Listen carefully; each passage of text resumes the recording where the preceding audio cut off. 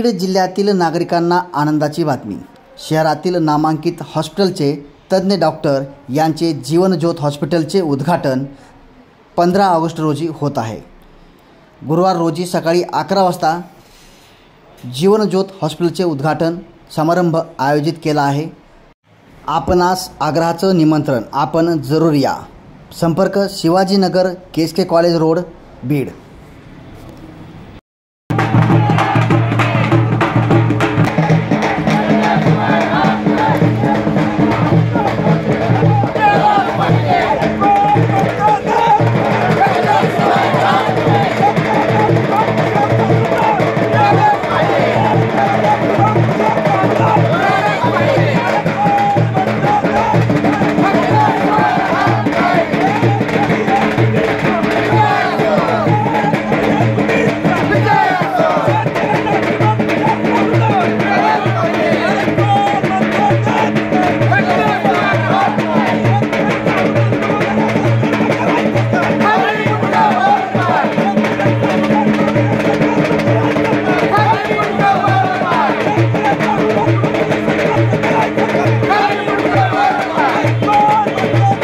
खास बीड शहरातील नागरिकांसाठी उत्तम ऑफर।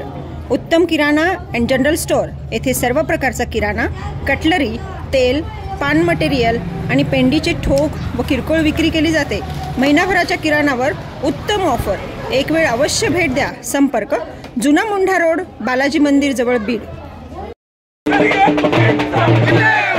अनुदान आमच्या हक्काचं नाही, कुणाच्या बापाचं। अनुदान आमच्या हक्काचं नाही, कुणाच्या बापाचं। शेतकऱ्याचं अनुदान बुडवणाऱ्या सरकारचं करायचं काय?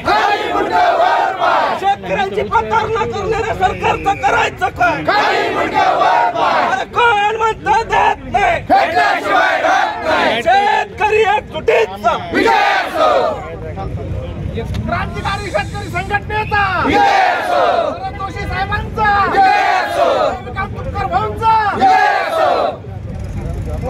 भेटल्याशिवाय राहत नाही। शेतकरी एकजुटीचा विजय असो। शेतकरी क्रांती मोर्चा संघटनेचा विजय असो।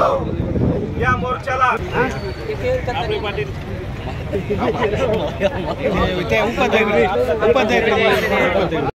या जिल्ह्यातील 8000 शेतकऱ्यांचं ठिबक आणि तुषार सिंचनाच्या संचाचं अनुदान शासनाच्या उदासीन धोरणामुळे बाकी आहे।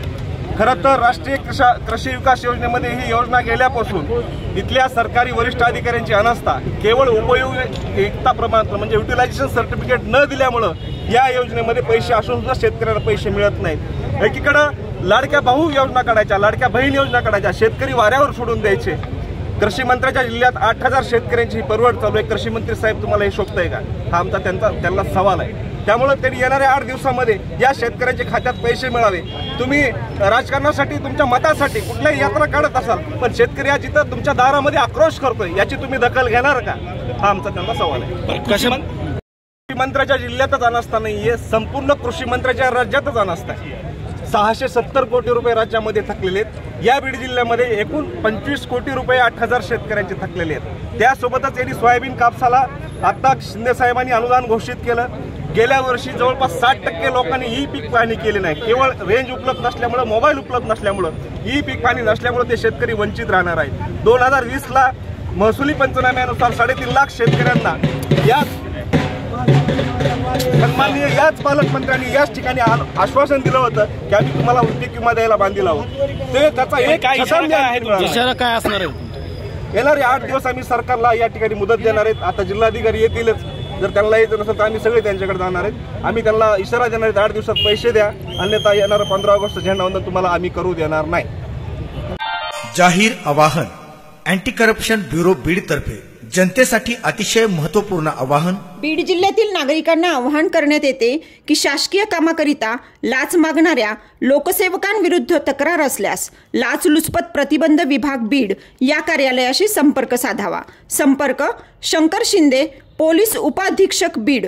संपर्क क्रमांक 93 55 100 100।